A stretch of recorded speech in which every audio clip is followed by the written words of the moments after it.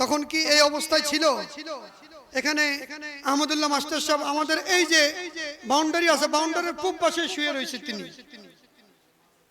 তিনি বলেন, সরসিনার মুজাদ্দিদ জামান আল্লামা নাসিরউদ্দিন রহমতুল্লাহ আলাইহি তিনি বলেছেন, আমি আমার বাবা মুস্তাউদ্দিনকে রেখে যেতে চাই, আপনারা কে রাখতে চান? বলেন না সুবহানাল্লাহ। দাদা হুজুরকে সরসিনার আল্লামা নাসিরউদ্দিন রহমতুল্লাহ আলাইহি বাবা মুস্তাউদ্দিন বলতেন। কি বলতেন? কি বলতেন? আমি ঘটনা বলছি।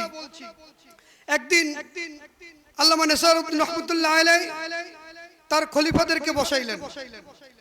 খলিফাদেরকে বসিয়ে বললেন, কার কতজন মুরিদ আপনারা লিস্ট দেন আমাকে। যেরকম না সুবহানাল্লাহ। কার কতজন মুরিদ আপনারা আমাকে লিস্ট দেন। খলিফাদের মধ্যে অনেকে অনেক রকম লিস্ট দিয়েছে, কেউ 100, কেউ 200, কেউ 500, 1000 এরকম বিভিন্ন লিস্ট দিয়েছে। কিন্তু পীর কামেল মুসলিউদ্দিন রহমতুল্লাহ আলাইহি ওনার লিস্টটা সম্পূর্ণ খালি, নিচের মধ্যে লেখা আছে মুসলিউদ্দিন। এটা হচ্ছে আদব। এটা কি? জোরে বলেন কি? আদব। আদবে আউলিয়া, বেআদবে দেউলিয়া।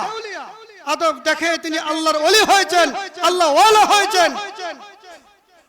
সরসিনার আল্লামা নাসিরউদ্দিন রহমতুল্লাহ আলাইহি তাকে প্রশ্ন করলেন, বাবা আপনার কোনো মুরিদ নাই, আপনি মুরিদের নাম লিস্ট করলেন না কেন?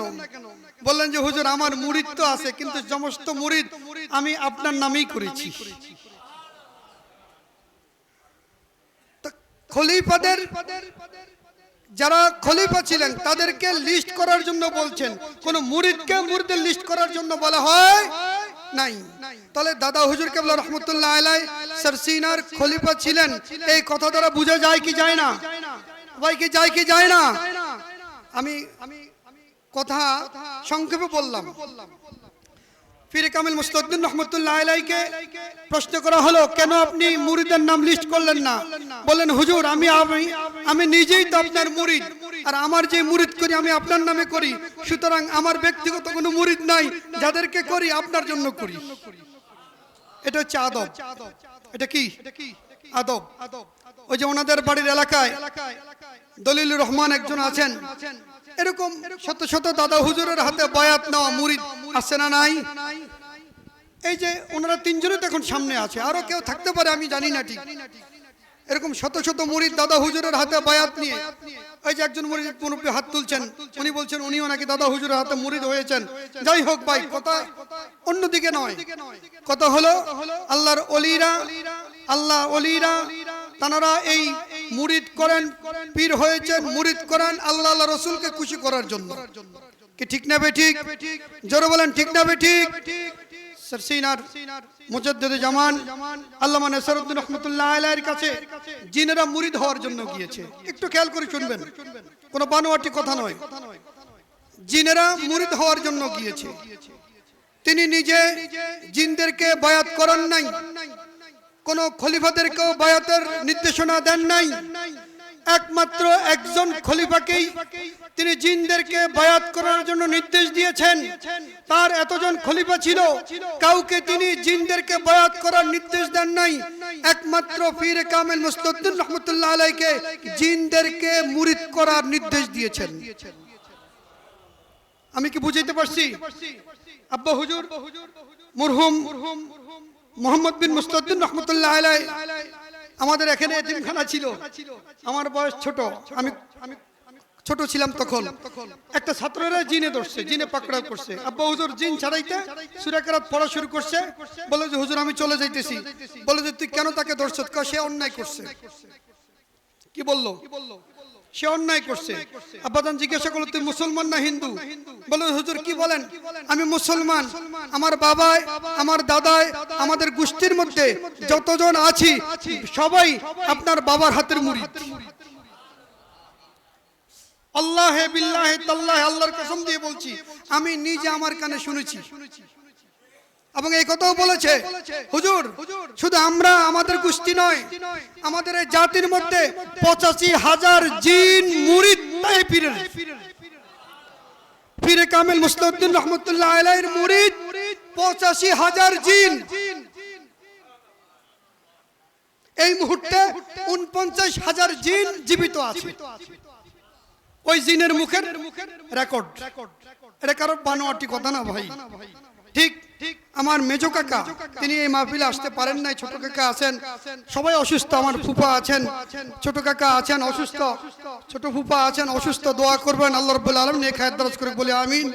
আমার মেজো কাকা তিনিও অসুস্থ, ঢাকায় অপারেশন হয়েছেন কিছুদিন আগে, অসুস্থ, দোয়া চেয়েছেন আল্লাহ রাব্বুল আলামিন তানারও নেক হায়াত দারাজ করে সকলে বলে আমিন। আমার মেজো কাকা বলছেন যে আমরা যখন নাকি হাসপাতালে থাকতাম কোনো মানুষ দেখতাম না, হঠাৎ করে দেখতাম দলে দলে মানুষ আসতো। মেজো কাকার মুখের কথা, উনি তো জীবিত এখনো আছেন। তো তিনি জিজ্ঞাসা করলেন, বাবা এরা কারা? এরা কাউকে তো চিনি না। বলে যে বাবা এরা তো মানুষ, তারা জিন।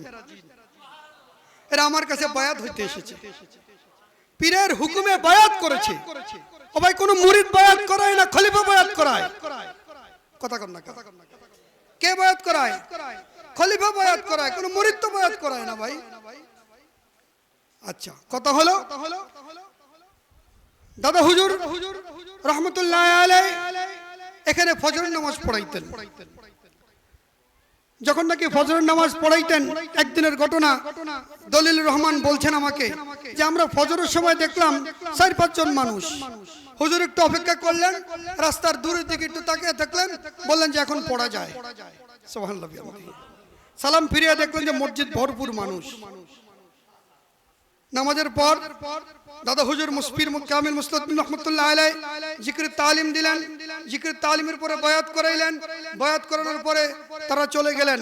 দাদা হুজুর বললেন, ওনার পক্ষ থেকে জিজ্ঞাসা করা হলো, হুজুর এরা কারা, কোন জায়গা থেকে আসছে? কিছুই চিনি না, চেহারাও চিনি না। দাদা হুজুর বললেন, এরা মানুষ, এরা জিন জাতি, মুরিদ হওয়ার জন্য আসছে। আরেকটু জোরে বলেন সুবহানাল্লাহ, আরেকটু জোরে বলেন সুবহানাল্লাহ।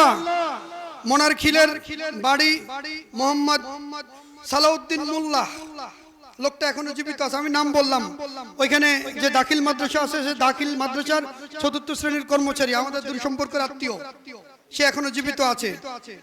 দাদা হুজুরের সাথে এক সফরে যাচ্ছে। দাদা হুজুরের নাতি সম্পর্কের সালাউদ্দিন মোল্লা, সে এখনো জীবিত আছে। চাঁদপুর লঞ্চ ঘাটে, চাঁদপুর লঞ্চ ঘাটে উঠে বসলেন। ঠিক নদীর দিক থেকে একটা আলো জলমল করে উঠছে। নদী থেকে একটু উপরে এরকম ঝলঝল করে লড়তেছে।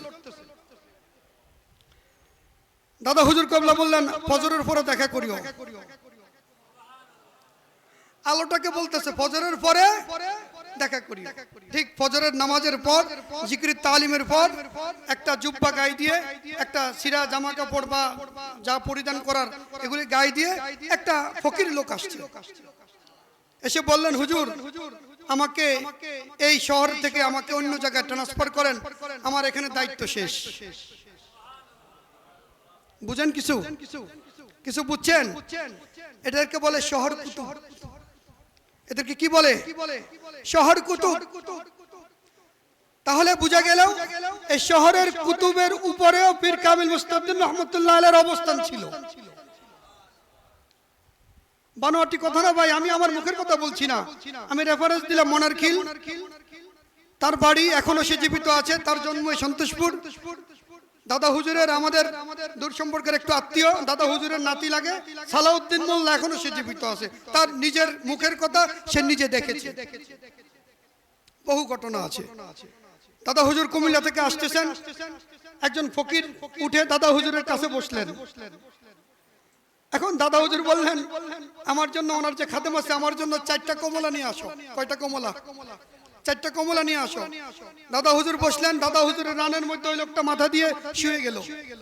দাদা হুজুর কেবলা রহমতুল্লাহ আলাইহি কমলার খোসাগুলি ছুলতেছেন আর ওই লোকটাকে খাওয়াইতেছেন। গতকালকে রাত্রে যেখানে মাহফিলে গিয়েছিলেন, ওইখানে জিজ্ঞাসা, ওইখানে যারা আছে তারা আস্তে আস্তে মেজাজ খারাপ হচ্ছে। এই আমাদের এই সালাকাটা দরবেশ যে এই রেল লাইনের মধ্যে শুয়ে থাকতো, যে রেল স্টেশনের মধ্যে পড়ে থাকতো, আর এই লোকটাকে হুজুর এত কদর করতেছে, কারণটা কি? হুজুর হইছে আমাদের হুজুর, হুজুর হইছে আমাদের মহামুরব্বী। হুজুর এই লোকটার এই পাগলের খেদমত করার মানিটা কি? পরের স্টেশনে উনি নেমে গেলেন, বললেন যে হুজুর আমি এখান থেকে রুখসত চাচ্ছি, আমাকে এখান থেকে বিদায় দেন। ঘটনা কি বোঝা যায়? ঘটনা কি বোঝা যায়? মনে রাখবেন আল্লাহর ওলিরা কারামত দেখায় না, কারামত প্রকাশিত হয়ে যায়। দাদা হুজুর কেবলা রহমতুল্লাহ আলাইহি, পীর কামিল মুস্তাউদ্দিন রহমতুল্লাহ আলাইহি, তারা নিয়ামত প্রাপ্ত আল্লাহর ওলি ছিলেন। কোনো সন্দেহ আছে? জোরে বলেন, সন্দেহ আছে? না। প্যারা হাজরিন, সে দাদা হুজুরের প্রতিষ্ঠিত দরবার সন্তোষপুর দরবার ৭৬তম মাহফিলে আমরা এসে আমরা লাভবান সৌভাগ্যবান। আল্লাহ আমাদেরকে কবুল করুক বলে আমিন। সকলে বলে আল্লাহুম্মা আমিন। এই দরবার শরীফে মসজিদ, মিনারা, মাদ্রাসা, গেট, কমপ্লেক্সের যতগুলি কাজ, এটা আপনাদের প্রত্যেকেরই 1 টাকা 2 টাকা 5 টাকা 10 টাকা 500 1000 কি ভাই দান অনুদান আছে না নাই? আছে না নাই? প্রত্যেকেরই দেওয়া, প্রত্যেকেরই দেওয়া। এই ভবনটা 4 তলা ভবন একটা, 6 তলা ভবন একটা, এই 4 6 10 তলা ভবন কত 10 লাখ টাকা হইলে হয়ে যায় তো নাকি? 10 কোটি টাকা লাগবে, ঠিক না ভাই? এখন 10 কোটি টাকা দেওয়ার মতো তো এখানে আমাদের এখানে কেউ আসে নাই। আপনারই তো 10 টাকা 100 টাকা 50 টাকা দিলেই 10 কোটি টাকার কাজও হয়ে যাবে ইনশাআল্লাহ। এই যে মাঠ ভরাট করা হয়েছে, এখানে আমার এই মুহূর্তে খেয়াল আসতেছে না, ঠিক 7 লাখ না জানি 6 লাখ টাকার মাটি ভরাট করা হয়েছে। একসাথে কেউ দেয় নাই এই টাকাগুলি, আপনাদের 1-2 টাকা দিয়েই আল্লাহ তাআলা বরকত দিয়েছেন, হয়ে গেছে আলহামদুলিল্লাহ। মিনারা আব্বাজান 25 ফুট করে গিয়েছেন। বর্তমান সন্তোষপুরের হযরত পীর সাহেব হুজুর কেবলার হাতে বাকি 100 মোট 120 ফুট মিনার এটা হয়ে গেছে। বলেন আলহামদুলিল্লাহ। লক্ষ লক্ষ টাকা খরচ, মসজিদ সংস্কার, মসজিদের পাশে হেফজখানা, কুতুবখানা, খানকা।